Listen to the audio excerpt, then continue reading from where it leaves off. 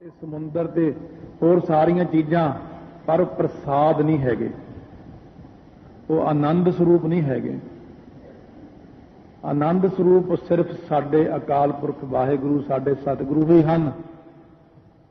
ਤੇ ਜਿਹੜਾ ਪ੍ਰਸਾਦ ਆਨੰਦ ਅੱਖਰ ਹੈ, ਇਸ ਅੱਖਰ ਨੂੰ ਲੈ ਕੇ ਵੀ ਲੋਕਾਂ ਨੇ ਬਚਨ ਕਰਨੇ ਸ਼ੁਰੂ ਕਰਤੇ ਕਿ ਬੜਾ ਆਨੰਦ ਆਇਆ ਜੀ ਅੱਜ। ਕਾਹਦਾ? ਖਾ ਪੀ ਕੇ, ਸੌਂ ਕੇ। ਹੁਣ ਸਿੱਧਾ ਨੇ ਫੇਰ ਪ੍ਰਸ਼ਨ ਕੀਤਾ, ਮਹਾਰਾਜ ਤੁਸੀਂ ਇਹ ਜਿਹੜਾ ਪ੍ਰਸਾਦ ਕੱਲਾ ਕਹਿ ਦਿੰਦੇ ਤਾਂ ਇੱਕ ਕਿਉਂ ਲਾਤਾ ਫਿਰ ਇਹਦੇ ਅੱਗੇ? ਫਿਰ ਉਹਨੂੰ ਦੁਬਾਰਾ ਥੋੜਾ ਜਿਹਾ ਵਿਆਖਿਆ ਇੰਨੀ ਹੈ, ਬਸ ਉਹ ਇੱਕ ਓੰਕਾਰ ਤੱਕ ਹੀ ਹੈ ਇਹ। ਫਿਰ ਆਪ ਜੀ ਨੇ ਇੱਕ ਕਿਉਂ ਲਾਇਆ? ਮਹਾਰਾਜ ਕਹਿੰਦੇ ਇਸ ਕਰਕੇ ਸਾਨੂੰ ਇੱਕ ਲਾਉਣਾ ਪਿਆ, ਕਿਉਂਕਿ ਪ੍ਰਸਾਦ ਜਿਹੜਾ ਆਨੰਦ ਹੈ ਨਾ, ਜੇ ਤੀਜੇ ਪਾਤਸ਼ਾਹ ਕਹਿੰਦੇ ਆਨੰਦ ਆਨੰਦ ਸਭ ਕੋ ਕਹੈ, ਆਨੰਦ ਗੁਰੂ ਤੇ ਜਾਣਿਆ। ਲੋਕਾਂ ਨੇ ਭੋਗਾਨੰਦ ਨੂੰ ਹੀ ਆਨੰਦ ਮੰਨ ਲਿਆ, ਭੋਗਾਂ ਵਿੱਚ ਹੀ ਆਨੰਦ ਮੰਨਦੀ ਦੁਨੀਆ। ਕਹਿੰਦੇ ਵਿਸ਼ੇ ਭੋਗਾਂ ਵਿੱਚ ਬੜਾ ਆਨੰਦ ਹੈ, ਖਾਣ ਪੀਣ ਵਿੱਚ ਬੜਾ ਆਨੰਦ ਹੈ, ਸੌਣ ਵਿੱਚ ਬੜਾ ਆਨੰਦ ਹੈ। ਤੇ ਜੋਗੀਆਂ ਨੇ ਮਿੱਠੀ ਕਫ ਨੂੰ ਗ੍ਰਹਿਣ ਕਰਨਾ ਹੀ ਆਨੰਦ ਮੰਨ ਲਿਆ। ਉਹ ਕਹਿੰਦੇ ਜੋਗਾਨੰਦ ਵਿੱਚ ਹੀ ਆਨੰਦ ਹੈ। ਇਹਨਾਂ ਦੇ ਆਨੰਦ ਜਿਹੜੇ ਨੇ ਦੁਨੀਆ ਦੇ ਆਨੰਦ, ਤੇ ਜੋ ਜਿਹੜੇ ਦੁਨੀਆ ਦੇ ਆਨੰਦ ਨੇ ਉਹ ਤਾਂ ਇਉਂ ਨੇ ਜਿਵੇਂ ਠੂਠੇ ਦਾ ਪਾਣੀ। ਜਿਵੇਂ ਆਪਾਂ ਇੱਕ ਦੀਵੇ ਦੇ ਵਿੱਚ ਪਾਣੀ ਪਾ ਦਈਏ, ਛੋਟੇ ਜਿਹੇ ਬਰਤਨ 'ਚ ਪਾਣੀ ਪਾ ਦਈਏ, ਉਹ ਮੁੱਕ ਜਾਂਦਾ, ਸੁੱਕ ਜਾਂਦਾ, ਡੁੱਲ ਜਾਂਦਾ, ਜੂਠਾ ਹੋ ਜਾਂਦਾ, ਕਿਰਮ ਪੈ ਜਾਂਦੇ ਨੇ, ਉੱਡ ਜਾਂਦਾ। ਉਹ ਕੀ ਚੀਜ਼ ਹੈ? ਕੁਝ ਵੀ ਨਹੀਂ ਹੈ। ਬਿਨ ਸਜਾਏ ਜੋ ਨਿਮਖ ਮਹਿ ਸੋ ਅਲਪ ਸੁਖ ਭਨੀਐ। ਥੋੜੇ ਜਿਹੇ ਨੇ ਇਹ। ਜਿਹੜਾ ਜੋਗੀਆਂ ਕੋਲ ਜੋਗਾਨੰਦ ਹੈ, ਇਹ ਕਿੰਨਾ ਕੁ ਹੈ? ਇਹ ਇੰਨਾ ਕਿ ਜਦ ਤੱਕ ਬਿਰਤੀ ਉੱਪਰ ਚੜੀ ਰਹਿੰਦੀ ਹੈ ਉਦੋਂ ਤੱਕ ਤਾਂ ਆਨੰਦ ਬਣਿਆ ਰਹਿੰਦਾ। ਜੋਗਾਨੰਦ ਲੈਂਦੇ ਨੇ ਮਿੱਠੀ ਕਫ ਨੂੰ ਲੈ ਕੇ, ਕਹਿੰਦੇ ਬੜਾ ਆਨੰਦ ਆਇਆ, ਬੜਾ ਰਸ ਹੈ। ਜਦੋਂ ਥੱਲੇ ਸਵਾਸ ਉਤਰ ਆਉਂਦੇ ਨੇ ਫਿਰ ਉਹ ਆਨੰਦ ਖਤਮ ਹੋ ਜਾਂਦਾ। ਇਸ ਕਰਕੇ ਜੋਗਾਨੰਦ ਤੇ ਭੋਗਾਨੰਦ ਬਹੁਵਾਚਕ ਬਣ ਗਏ ਨਾ, ਬਹੁਤੇ ਆਨੰਦ ਨੇ ਇਹ। ਇਸ ਕਰਕੇ ਸਾਨੂੰ ਇੱਕ ਲਾਉਣਾ ਪਿਆ ਬ੍ਰਹਮਾਨੰਦ ਵਾਸਤੇ, ਕਿ ਬ੍ਰਹਮਾਨੰਦ ਹੀ ਵੱਡੀ ਚੀਜ਼ ਹੈ। ਜੋਗਾਨੰਦ ਤੇ ਭੋਗਾਨੰਦ ਵਿੱਚ ਕੁਝ ਨਹੀਂ ਪਿਆ। ਤੇ ਮਹਾਰਾਜ ਫਿਰ ਇੱਕ ਤੁਸੀਂ ਜਿਹੜਾ ਅੱਖਰ ਹੈ ਇਹਦੇ ਅੱਗੇ ਓੰਕਾਰ ਕਿਉਂ ਲਾਤਾ? ਫਿਰ ਉੱਥੇ ਹੀ ਗੱਲ ਮੁੱਕ ਜਾਣੀ ਸੀ। ਇੱਕ ਮਹਾਰਾਜ ਕਹਿੰਦੇ ਕਿਉਂਕਿ ਇੱਕ ਪਰਮੇਸ਼ਰ ਹੈ ਤੇ ਇੱਕ ਹੀ ਮਾਇਆ ਹੈ। ਜੇ ਕੱਲਾ ਏਕਾ ਲਾ ਦੀ ਓੰਕਾਰ ਨਾਲ ਨਾ ਲਿਖਦੇ ਨਾ, ਤਾਂ ਲੋਕਾਂ ਦਾ ਧਿਆਨ ਮਾਇਆ ਵਿੱਚ ਵੀ ਜਾ ਸਕਦਾ ਹੈ, ਕਿਉਂਕਿ ਮਾਇਆ ਕੇਵਲ ਇੱਕੋ ਇੱਕ ਹੈ, ਦੂਜੀ ਨਹੀਂ ਨਾ ਹੈ। ਇੱਕ ਪਰਮੇਸ਼ਰ ਹੈ, ਏਕਾ ਮਾਈ ਜੁਗਤ ਵਿਆਈ। ਤੋ ਇਹਦੇ ਨਾਲ ਫਿਰ ਮਹਾਰਾਜ ਓੰਕਾਰ ਨਾਲ ਸੱਤ ਕਿਉਂ ਲਾਇਆ? ਕਿਉਂਕਿ ਮਹਾਰਾਜ ਕਹਿੰਦੇ ਜਿਹੜਾ ਤ੍ਰੇਈ ਕਾਲਾਂ ਬਾਅਦ ਸੱਤ ਹੋਣ ਕਰਕੇ ਅਸੀਂ ਜਿਹੜਾ ਪਰਮਾਤਮਾ ਤਿੰਨਾਂ ਕਾਲਾਂ ਵਿੱਚ ਸੱਤ ਹੋਣ ਕਰਕੇ ਲਾਇਆ ਹੈ ਸੱਤ। ਇਹ ਤਿੰਨ ਅੱਖਰ ਬਾਅਦ ਵਿੱਚ ਪ੍ਰਸਾਦ ਤੋਂ ਬਾਅਦ ਤਾਂ ਵਿਆਖਿਆ ਹੋਈ ਹੈ ਕਿਉਂਕਿ ਇਹਦੇ ਵਿੱਚ ਇੱਕ ਦੋਸ਼ ਆਉਂਦਾ ਸੀ। ਉਹ ਦੋਸ਼ ਗੁਰੂ ਨਾਨਕ ਦੇਵ ਜੀ ਨੇ ਦੂਰ ਕਰਨਾ ਸੀ। ਅਤੀ ਵਿਆਪਤੀ ਦੋਸ਼ ਨੂੰ ਦੂਰ ਕਰਨ ਵਾਸਤੇ ਪ੍ਰਸਾਦ ਤੋਂ ਬਾਅਦ ਇੱਕ ਓੰਕਾਰ ਸੱਤ ਦੀ ਵਿਆਖਿਆ ਤਾਂ ਹੋਈ ਹੈ। ਇੱਥੋਂ ਤੱਕ ਸਿੱਧਾਂ ਨੂੰ ਗੁਰੂ ਨਾਨਕ ਦੇਵ ਜੀ ਨੇ ਬਿਲਕੁਲ ਨਿਰੁੱਤਰ ਕਰ ਦਿੱਤਾ। ਸਿੱਧ ਮਹਾਰਾਜ ਦੇ ਚਰਨੀ ਪੈ ਗਏ ਇਹਨੇ ਗੱਲ ਸੁਣ ਕੇ। ਮਹਾਰਾਜ ਹੁਣ ਹੋਰ ਕੋਈ ਲਿਹਾ ਨਹੀਂ। ਛੋਟੇ ਮੋਟੇ ਪ੍ਰਸ਼ਨ ਅੱਗੇ ਜਾ ਕੇ ਭਾਵੇਂ ਕਰ ਦੇਣ, ਇਹ ਜਪ ਕੀ ਹੈ, ਆਦਿ ਸੱਚ ਕਿਉਂ ਲਿਖਿਆ, ਇਹ ਥੋੜਾ ਹੀ ਹੈ ਬਸ, ਇਹ ਜ਼ਿਆਦਾ ਵਿਆਖਿਆ ਨਹੀਂ ਹੈ। ਇਹਨੂੰ ਤਾਂ ਮਹਾਰਾਜ ਸੱਚੇ ਪਾਤਸ਼ਾਹ ਵੈਸੇ ਨਿਰੁੱਤਰ ਕਰ ਦੇਣਗੇ। ਪਰ ਇਹ ਸਾਰੀ ਜਿੰਨੀ ਵਿਆਖਿਆ ਸੀ ਸਤਿਗੁਰੂ ਮਹਾਰਾਜ ਨੇ ਕਰਕੇ ਸਿੱਧਾਂ ਦੀ ਤਸੱਲੀ ਕਰਾਤੀ। ਸਿੱਧਾਂ ਨੇ ਜਾਣ ਲਿਆ ਵੀ ਇਹ ਕੋਈ ਐਵੇਂ ਨਹੀਂ ਹੈ ਵੀ ਐਵੇਂ ਇੱਕ ਪਿੰਡ ਦੇ ਬੰਦੇ ਨੇ ਉੱਠ ਕੇ ਉੱਥੇ ਮੂਲ ਮੰਤਰ ਲਿਖ ਦਿੱਤਾ। ਇਹ ਤਾਂ ਆਪ ਨਾਰਾਇਣ ਕਲਾ ਧਾਰ ਜਗ ਮਹਿ ਪਰਵਰਿਓ। ਸਾਨੂੰ ਅਜੇ ਤੱਕ ਕੋਈ ਹਰਾ ਹੀ ਨਹੀਂ ਸਕਿਆ। ਜੇ ਹਰਾਇਆ ਸਿੱਧਾਂ ਨੂੰ ਤਾਂ ਕੇਵਲ ਗੁਰੂ ਨਾਨਕ ਦੇਵ ਜੀ ਨੇ ਹਰਾਇਆ। ਚਰਨੀ ਪਾ ਲਿਆ ਇੱਕ ਵਾਰ ਮਹਾਰਾਜ ਨੇ, ਸਿੱਧੇ ਕਰ ਦਿੱਤੇ ਪੱਧਰੇ, ਸਿੱਧੇ ਰਾਹ ਦੇ ਉੱਤੇ ਲਾ ਤੇ ਧੰਨ ਗੁਰੂ ਨਾਨਕ ਦੇਵ ਮਹਾਰਾਜ ਸੱਚੇ ਪਾਤਸ਼ਾਹ। ਇਸੇ ਕਰਕੇ ਇਸ਼ਨਾਨ ਕਰਕੇ ਆਖਿਆ ਕਰੋ ਰੋਜ਼ ਧੰਨ ਗੁਰੂ ਨਾਨਕ ਦੇਵ ਜੀ, ਧੰਨ ਗੁਰੂ ਨਾਨਕ ਦੇਵ ਜੀ, ਧੰਨ ਗੁਰੂ ਅੰਗਦ ਦੇਵ ਸਾਹਿਬ ਮਹਾਰਾਜ। ਉਹ ਨਾਮ ਲਿਆ ਕਰੋ, ਸਾਰੇ ਸਤਿਗੁਰੂ ਦੇ ਨਾਮ ਲੈਣੇ। ਇਹਦਾ ਬੜਾ ਫਲ ਹੈ। ਕਈ ਚੀਜ਼ਾਂ ਸਾਨੂੰ ਸਾਰੀ ਜ਼ਿੰਦਗੀ ਲੰਘ ਗਈ, ਹੁਣ ਜਾ ਕੇ ਪਤਾ ਲੱਗਦੀਆਂ ਪਈ ਇਹ ਜਿਹੜੇ ਗੁਰੂ ਦਾ ਨਾਮ ਲੈਣ ਦਾ ਬਹੁਤ ਵੱਡਾ ਫਲ ਹੈ। ਆਹ ਚੀਜ਼ ਤਾਂ ਮੈਨੂੰ ਥੋੜੇ ਦਿਨ ਪਹਿਲਾਂ ਹੀ ਪਤਾ ਲੱਗੀ ਕਿਸੇ ਮਹਾਤਮਾ ਤੋਂ। ਕਹਿੰਦੇ ਇਹ ਕਹਿੰਦੇ ਹੁੰਦੇ, ਮੈਂ ਜੀ ਸਵੇਰੇ ਇੱਕ ਵਾਰ 10 ਗੁਰਾਂ ਨਾਮ ਨੇ, ਕਹਿੰਦੇ ਮੈਂ ਇੱਕ ਮਾਲਾ ਕਰਦਾ ਸਾਰਿਆਂ ਸਤਿਗੁਰਾਂ ਦੀ, ਧੰਨ ਗੁਰੂ ਨਾਨਕ ਦੇਵ ਜੀ, ਧੰਨ ਗੁਰੂ ਨਾਨਕ ਦੇਵ। ਕਹਿੰਦੇ ਇੰਨਾ ਲਾਭ ਮਿਲਦਾ ਇਸ ਚੀਜ਼ ਦਾ, ਤੂੰ ਕਰਕੇ ਦੇਖੀ। ਮੈਂ ਕਿਹਾ ਮੈਂ ਤਾਂ ਹੁਣ ਕਰੂੰਗਾ ਹੀ ਕਰੂੰਗਾ, ਪਰ ਮੈਂ ਨਾਲ ਸਾਰੀ ਸੰਗਤ ਨੂੰ ਵੀ ਕਰਾਉਂਗਾ। ਵੀ ਤੁਹਾਨੂੰ ਕੀ ਫਰਕ ਪੈਂਦਾ ਜੇ ਤੁਰੇ ਤੁਰੇ ਜਾਂਦੇ ਧੰਨ ਗੁਰੂ ਨਾਨਕ ਦੇਵ ਜੀ ਕਹਿ ਲਓਗੇ ਤਾਂ ਫਰਕ ਪੈਂਦਾ। ਅੱਗੇ 10ਵੇਂ ਪਾਤਸ਼ਾਹ ਤੱਕ, ਅੱਗੇ ਗੁਰੂ ਗ੍ਰੰਥ ਸਾਹਿਬ, ਧੰਨ ਗੁਰੂ ਗ੍ਰੰਥ ਸਾਹਿਬ ਮਹਾਰਾਜ, ਧੰਨ ਧੰਨ ਗੁਰੂ ਗੋਬਿੰਦ ਸਿੰਘ ਸਾਹਿਬ ਜੀ ਮਹਾਰਾਜ, ਧੰਨ ਧੰਨ ਮਾਤਾ ਸਾਹਿਬ ਕੌਰ ਜੀ, ਇਹ ਨਹੀਂ ਭੁੱਲਣਾ ਕਦੇ ਮੈਂ, ਨਾ ਤੁਸੀਂ ਜਿਨ੍ਹਾਂ ਨੇ ਅੰਮ੍ਰਿਤ ਛਕ ਲਿਆ, ਧੰਨ ਧੰਨ ਮਾਤਾ ਸਾਹਿਬ ਕੌਰ ਜੀ ਹਮੇਸ਼ਾ ਯਾਦ ਰੱਖਣਾ ਹੈ। ਇਹਨਾਂ ਬਚਨਾਂ ਦੇ ਤਾਂ ਹੀ ਸਤਿਗੁਰੂ ਮਹਾਰਾਜ ਨੇ ਬਖਸ਼ਿਸ਼ਾਂ ਕੀਤੀਆਂ ਨੇ। ਆਓ ਉਸ ਬ੍ਰਹਮ ਦਾ ਲੱਖਣ ਜਿਹਦਾ ਗੁਰੂ ਨਾਨਕ ਦੇਵ ਨੇ ਇੰਨਾ ਵੱਡਾ ਲੱਖਣ ਕੀਤਾ, ਉਹਦਾ ਨਾਮ ਜਪਿਆ ਆਪਾਂ ਨੂੰ ਕਿੰਨਾ ਭਾਰੀ ਮਹਾਤਮ ਮਿਲੇਗਾ।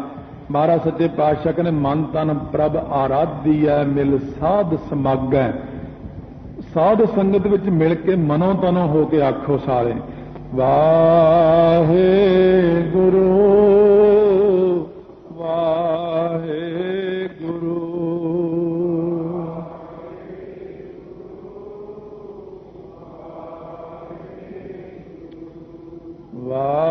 ਵਾਹਿਗੁਰੂ ਵਾਹਿਗੁਰੂ।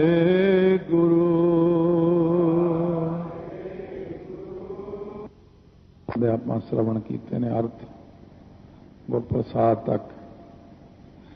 ਇਹ ਇੰਨੇ ਕੁ ਅਰਥ ਬੜੇ ਸੌਖੇ ਹੀ ਆਪਾਂ ਨੂੰ ਸਮਝ ਆਏ ਨੇ, ਬਸ ਇੰਨੀ ਕੀ ਜ਼ਿਆਦਾ ਲੋੜ ਹੁੰਦੀ ਹੈ। ਬਾਕੀ ਕਈ ਅਰਥ ਜਿਹੜੇ ਹੁੰਦੇ ਨੇ ਵਿਦਵਾਨਾਂ ਲਈ ਹੁੰਦੇ ਨੇ, ਇਸ ਕਰਕੇ ਉਹਨਾਂ ਦੀ ਇੰਨੀ ਸੰਗਤ ਵਿੱਚ ਜ਼ਰੂਰਤ ਨਹੀਂ ਹੁੰਦੀ।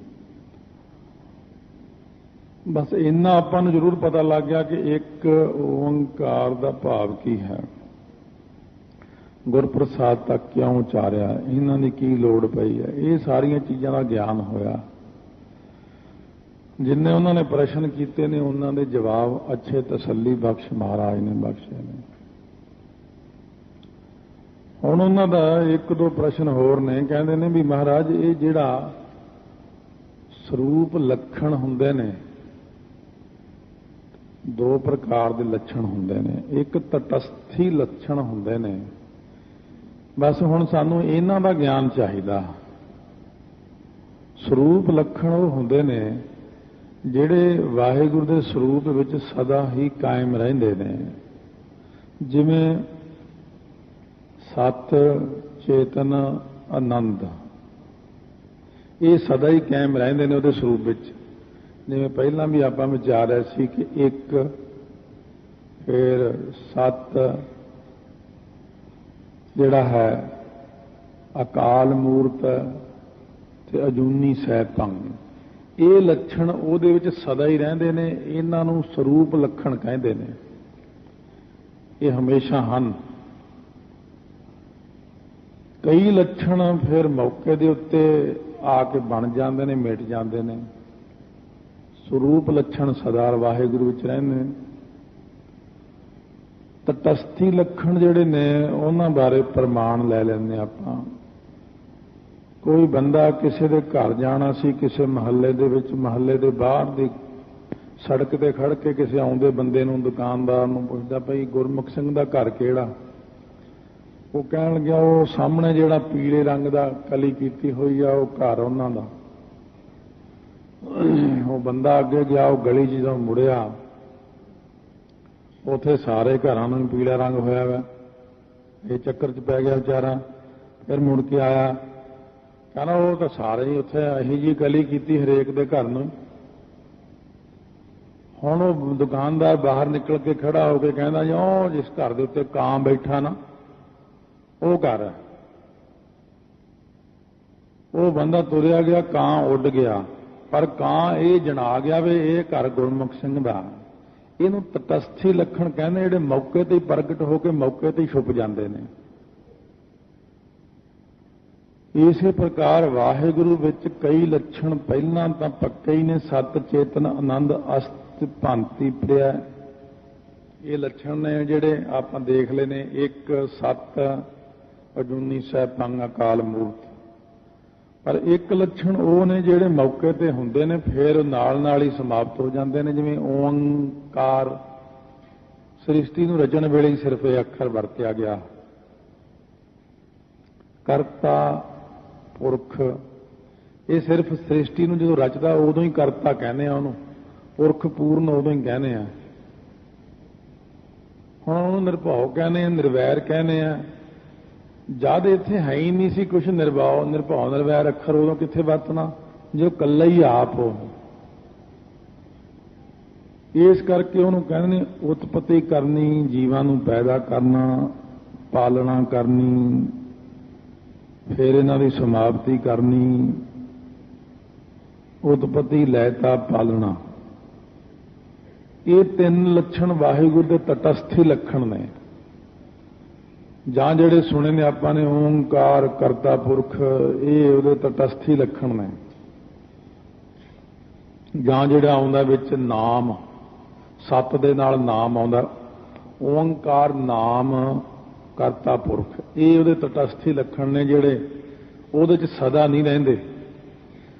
ਇਹ ਸਿਰਫ ਉਦੋਂ ਤੱਕ ਨੇ ਜਦ ਸ੍ਰਿਸ਼ਟੀ ਰਚਦਾ, ਜਦ ਸ੍ਰਿਸ਼ਟੀ ਦੀ ਸਮਾਪਤੀ ਹੋ ਗਈ, ਮਹਾਂਪਰਲੋਂ ਆਈ, ਬ੍ਰਹਿਮੰਡ ਇੱਕ ਦੂਜੇ ਦੇ ਵਿੱਚ ਵਿਆਪਕ ਫੋਲਡ, ਜਿਵੇਂ ਛਤਰੀ ਇਕੱਠੀ ਹੋ ਜਾਂਦੀ ਹੈ, ਬਹੁਤ ਸਾਰੀਆਂ ਚੀਜ਼ਾਂ ਜਿਵੇਂ ਇਕੱਠੀਆਂ ਹੋ ਜਾਂਦੀਆਂ ਨੇ ਇੱਕ ਦੂਜੇ ਦੇ ਵਿੱਚ।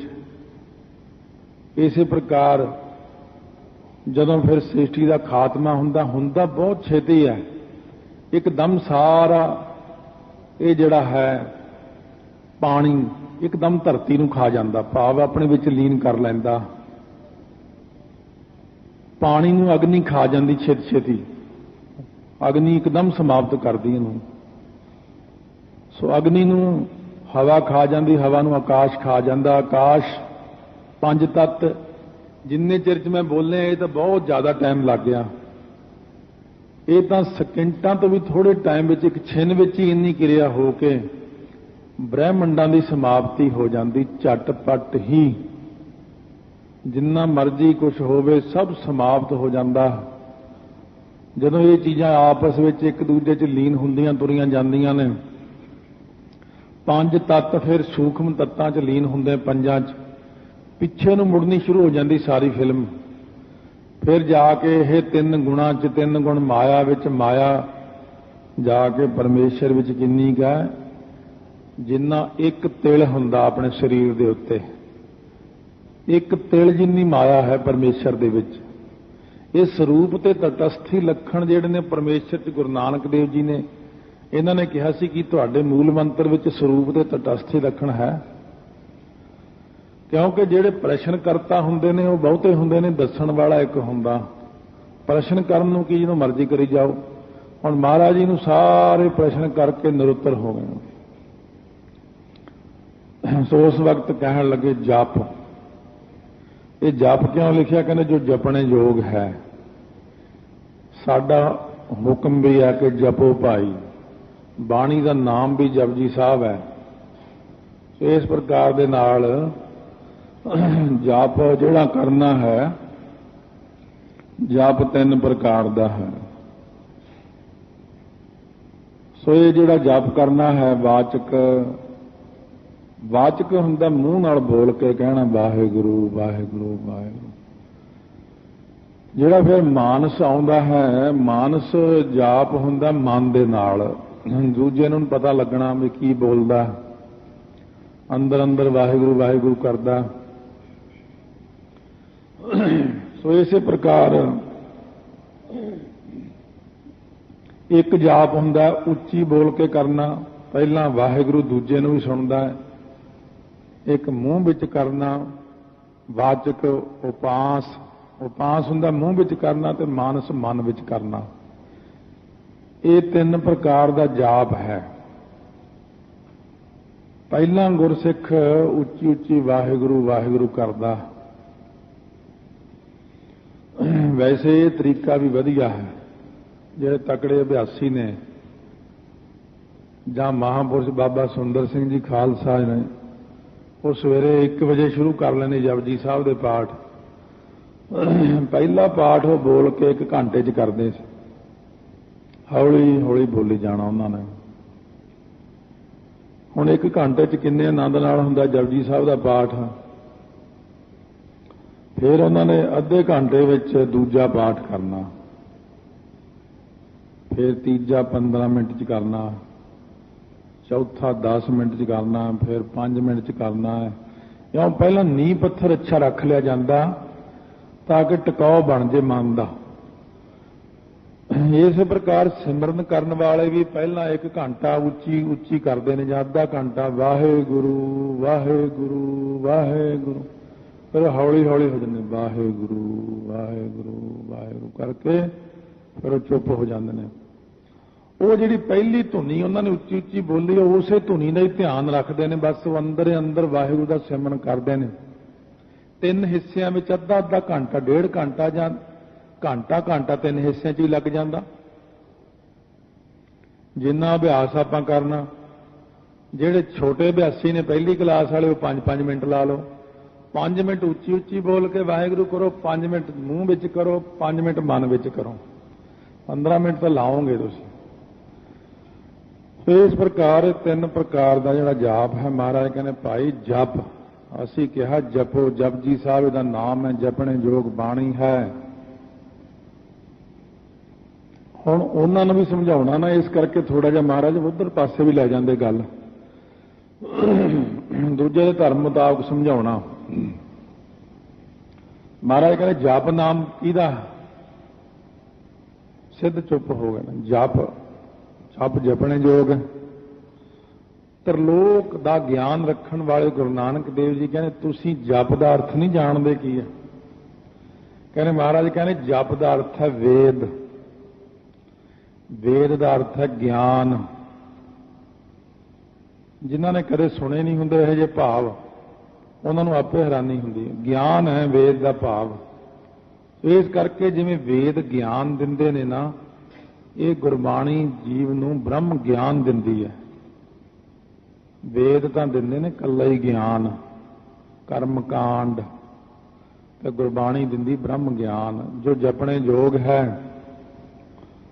महाराज कहने जेड़ा जपदा उहदे सारे पाप जप्त हो जाते हैं। इस करके असीं गुरसिखां नूं कहा जपो, जपने योग नूं जपो। जो जपने योग अकाल पुरख वाहिगुरू है। महाराज कहने भाई ये जप अखर है, जप बेखरी बाणी नाल मूँह नाल कह वाहिगुरू वाहिगुरू, फिर मध्यमा बाणी द्वारा। तीजे पातशाह दे साहिबजादे बाबा मोहन जी मध्यमा च जाप करया करदे सी, ज्यादा कंठ विच। सो इस प्रकार फिर बसंती बाणी हिरदे विच, फिर परा बाणी नाभी दे विच जप। ये जप दे इको ही भाव नहीं है, इत्थे जप दा जग्यासुआं लई वक्खो वक्खरा भाव है, वक्खो वक्खरा भाव बन जाता है। नवें जग्यासू लई तां आपां कहने जप बई मूँह नाल वाहिगुरू वाहिगुरू कह, ते जिहड़ा पुराना जग्यासू उहनूं कहण हिरदे च जप, कंठ विच जप, नाभी विच जप, रोमां रोमां दे विच जप। ये एक भाव नहीं है जप दा। जिन्ना जग्यासू की अवस्था उपर उठती जाती है उन्ना जपदा जाता। सो इस करके सतगुरु महाराज कहते हैं जप, जिहड़ा जप मूँह विच है इहदे विच तां आपां नूं मूँह भी हिलाउणा पैंदा है, ध्यान भी रखना पैंदा है, कई कुछ करना पैंदा। जिहड़ा फिर आके कंठ विच जप है इहदे च ध्यान रखना पैंदा, बस होर कुछ नहीं करना, खाली ध्यान रखना, बैठे रहना, कंठ विच ध्यान रखना, वाहिगुरू वाहिगुरू आपे हो जाता। फिर जो हिरदे विच वाहिगुरू मंत्र इह भी ध्यान तो रखना ही पैंदा। ध्यान रखी बैठो, तो जब तक ध्यान थोड़ा पूरा 100% जुड़िया, जे किसी ने माड़ा जा आके कहता ना आ चाह तैयार सी, बस गया काम, जदों ही टुट जाता सब कुछ। क्योंकि सुरती माड़ी जी हिल गई ना जे अपनी, जे माड़ा जा ख्याल आ गया भी उत्थे काम जाना सी, बस उस टाइम ही काम बंद हो जाता। इन्ना सूक्ष्म ध्यान रखना पैंदा भी कोई बुलावे ना। ताइयों तो महाराज कहने जप करन वास्ते एकांतवास की लोड़ है, तो एकांतवास सिर्फ अमृत वेला ही है, होर कोई टाइम नहीं है। रात भर एकांतवास अपने पास। तो महाराज कहने फिर इस बाद जी परा बाणी है नाभी दे विच, हाँ उत्थे लोड़ नहीं है, ना ध्यान रखण की लोड़ है, ना कुछ करन की लोड़ है।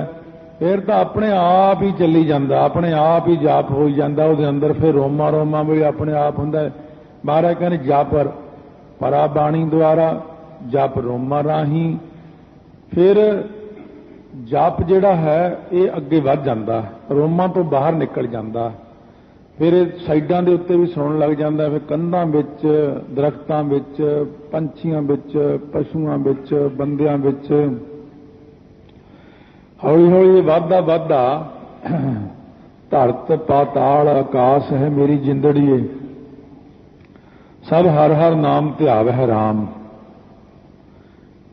देखो कित्थों शुरू हुंदा, मूँह तो जाप शुरू हुंदा है, शरीर दीयां सारियां हालतां विचों लंघ के फिर आपां नूं दरख्तां विचों ब्रह्मंडां विचों सुणदा, फिर पूरे ब्रह्मंड विचों वाहिगुरू वाहिगुरू दी आवाज़ आउंदी उस जीव दे ताईं।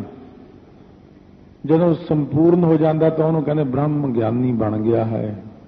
इत्थों चलिया जप आद सच, वो अकाल पुरख वाहिगुरू आद तो आद काल जिहड़ा है उहदा आपां नूं पता नहीं, किसी नूं आद तो लैके जुगाद दा तां आपां नूं थोड़ा जिहा पता भी जुगां दे आद मुੱਢ तो लैके शुरू तो जो जुग जुग की मर्यादा बन्नी सतयुग है उदों का तो बंदे नूं थोड़ा बहुत पता कि सतयुग कदों शुरू होया, पर आद का नहीं पता कि तेरा कोई अंत नहीं, आद तो लैके तू सच रूप है। जुगाद सच, जुगां दे जुग आद, जुगां दे आद विच, जुगां दे मुੱਢ विच भी वाहिगुरू सच रूप सी। इसे तरह ही सी उदों भी है भी सच, वाहिगुरू हुण भी उसे तरह ही सच है। जिवें नदी का प्रवाह चलदा,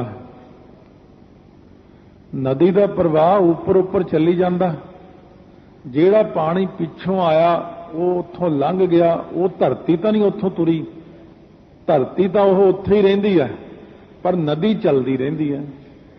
एक नदी का प्रवाह वो है जिहड़ा आपां देखदे देखदे ओ तक चलिया गया पानी, फिर कल तक वो पता नहीं कित्थे चलिया गया, पर अज उत्थे होर पानी है। एक वो पानी है जिहड़ा हले 100 किलोमीटर पिछे है, एक वो पानी है जिहड़ा साडे सामने चल रहा है, एक वो पानी है जिहड़ा 100 किलोमीटर अगे जा चुकिया है।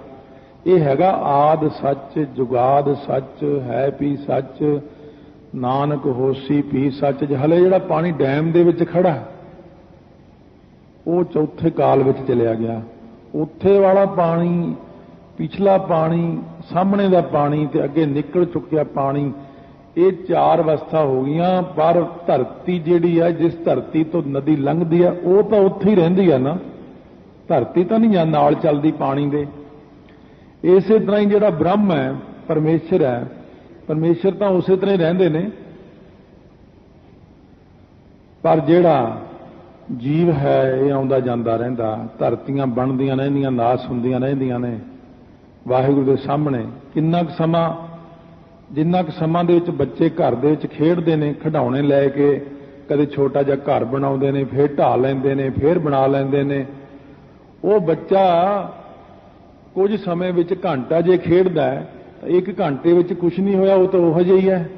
पर उन्हें मकान जिहा वो किन्नी बार बनाया, किन्नी बार ढाया, वाहिगुरू नूं तां कोई फर्क नहीं पैंदा। वाहिगुरू ने कई बारी सृष्टि बनाई है, कई बार ढाई है, वो आप उहो जिहा ही है। आपां बुढ़े हो जाते हैं, जवान हो जाते हैं, फिर जम पैंदे हैं, फिर जूना च आ जाते हैं, आप उहे जी बैठे ने, उहे जी रहने ने, हमेशा ही उन्हां दा दाड़ा काले रंग दा ही रहना। वाहिगुरू दा दाड़ा चिट्टा नहीं हुंदा कदे। वाहिगुरू दे सीस ते जिहड़े केशव परमेश्वर ने, जिन्हां दे सीस ते केस ने, वो सदा ही उस तरह ही रहिंदे ने। दस्तारा उन्हां दा नीले रंग दा गोल इस तरह ही रहना, सिर दा मुकुट उन्हां दा बहुत ज्यादा वड्डा, उहने उवें ही रहना। उन्हां ने निशानियां वखरियां ने, बस इन्नी बहुत है, इन्ना ही दसना बहुत वड्डी गल है। ये तुसीं इउं हैरान होना भी वाहिगुरू दस्तार बन्नदे आ। आ जिहड़ा आपां नूं रूप दिता ना परमात्मा ने, उन्हां दा अपना रूप है। खालसा मेरो रूप है खास, खालसे में हों करो निवास। आ जिहड़ा रूप दिता अकाल पुरख ने, वो आप ही नेगे। ताइयों तो जदों बाबा फतेह सिंह जी एक बार नीला बाणा सजा के 10वें पातशाह कोल आके मत्था टेकिया, फतेह बुलाई सी, बाबा जी ने दस्तारा आप सजाया सी, हुण बच्चा दस्तार तो सजाउंदा, वो उत्ते लाड़े कैं सीधा ही खड़ा रह गया ताहां नूं आए। महाराज 10वें पातशाह ने भरी संगत विच कहा सी, खालसा जी जे किसी ने अकाल पुरख के दर्शन करने साक्षात तक कर लो। बाबा फतेह सिंह नूं इन्ना वड्डा दर्जा देता।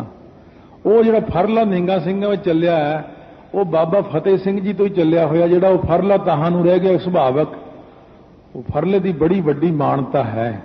फरले वाला सिंह बैठा होऊगा संगत विच, उहनूं दो छांदे देने पैंदे देग दे, एक फरले दा एक ओहदा। फरले वाला सिंह लम्मा नहीं पै सकदा तां उहनूं सिर रखना पैंदा उहनूं, क्योंकि फरले का बहुत वड्डा सत्कार है। सो इस करके सतगुरु महाराज सच्चे पातशाह कहते ने वो अकाल पुरख जिहड़ा है ना, हुण भी सच रूप है, हुण भी उवें ही है।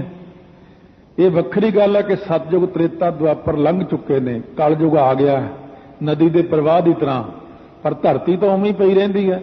ब्रह्म तो उसे प्रकार हुण भी है। नानक होसी पी सच, जदों बिल्कुल मलिया मेट होके सारे तत्त एक दूजे च रल के इस दुनिया च कुछ ना रहा, इत्थे रहा ही कख ना, धरती ना रही, तारे ना रहे, चंद्रमा सूरज मुक जाणगे, पंजे तत्त मुक जाणगे, सब कुछ जो मुक जाएगा, तां भी वो नानक होसी पी सच, तां भी उन्हें सच ही रहना है। काल वैसे तीन हुंदे ने, बनाए महाराज ने चार ने, क्योंकि एक तो आदि काल बना दिता जिहदा आपां नूं ज्ञान नहीं। एक वो काल है जिहड़ा जुगां दे शुरू तो लैके है भी सच, नानक होसी भी सच। सिद्ध कहण लगे काल तां तीन हुंदे, तुसीं चार बनाते। उन्होंने इस ढंग नाल प्रश्न किया भी जे महाराज तीन काल कहणगे तां असीं कहांगे काल तां चार हुंदे ने, तुसीं तीन कहे ने। जे महाराज तीन काल कहणगे फिर असीं कहांगे काल तां चार हुंदे, तुसीं तीन कहे ने।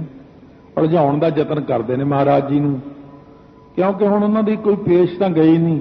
सतगुरु महाराज ने कहता ये जिहड़ा जुगाद सच है ना, ये संधि छेद काल है, इहनूं कालां विच नहीं गिणिया। जे सतगुरु सारे दाव पेच जाणदे ने, क्योंकि गुर पूरा, मेरा गुर पूरा, ये मेरे सतगुरु पूरे ने, उन्हां दे अगे कोई जवाब किसी नूं आउंदा ही नहीं।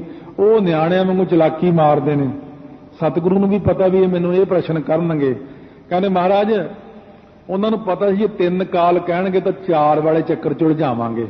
महाराज ने पहले ही चार काल कहते, उन्होंने पता मैनू प्रश्न करना इन्होंने। कहने महाराज काल तो तीन हुंदे ने। महाराज कहने जिहड़ा जुगाद सच है ने, संधि छेद काल है, इहनूं काल विच गिणिया नहीं जांदा, निरुत्तर कर दिते। जदों महाराज ने बिल्कुल मूल मंत्र विच ही निरुत्तर करते तां इउं जिवें डंडे वांगू लम्मे पै जांदे ने, मत्था टेकण लग गए, नक रगड़न लग गए महाराज दे अगे। फिर कहने धन नानक तेरी वड्डी कमाई, सिद्ध सारे झोगे। महाराज सच्चे पातशाह ने पूरे संसार नूं जित्तिया, गुरु नानक देव जी ने शब्द दे आसरे। महाराज कहने एक संगत तो बिना ते एक शब्द तो बिना मैनूं होर कोई ओट नहीं है। गुरबाणी संगत बिना ओट नहीं है राई, राई जिन्नी भी ओट मैं होर ग्रहण नहीं कीती, गुरबाणी दी अते संगत दी ओट है मैनूं। महाराज तुसीं तां सानूं आसरा देण वाले हो, कहने तुहानूं भी तां निमरता सिखाउणी आ ना, तुहानूं सिखाउण वास्ते असीं कहने आ भाई साध संगत शब्द दा आसरा रखियो ते संगत दा आसरा हमेशा तक्कियो। संगत किला रूप हुंदी है बंदे वास्ते, शब्द दा किला, चौगिरद हमारा रामकार दुख लगा ना भाई, ते एक संगत दा किला। ये दो किले नहीं छड्डने, सदा इन्हां किलियां दे विच रहना। जिहड़ा इन्हां किलियां दे विच रहूगा उहदी सदा काम क्रोध लोभ मोह हंकार तो दुश्मनां तो रक्षा होवेगी। इउं सतगुरु महाराज सच्चे पातशाह जी ने ये सिद्धां दे कुछ होर प्रश्न बाकी सी, उन्हां दी निवृत्ति कर दित्ती है। कल तो हुण प्रारंभ करांगे। पहली पौड़ी सोचै सोच न होवई, जे सोची लख वार। सतगुरु महाराज जी बख्शिशां करनगे। प्यार सत्कार नाल समय सिर पहुंच के लाभ उठाउणा संगतां ने। आओ जाप करिए उस वाहिगुरु दा जिस अकाल पुरख की किरपा नाल आपां नूं इन्नियां वड्डियां दातां प्राप्त होईयां ने। प्यार नाल जपो वाहिगुरु वाहिगुरु।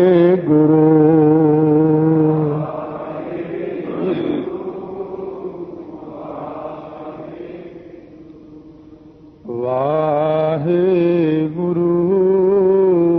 ਵਾਹਿਗੁਰੂ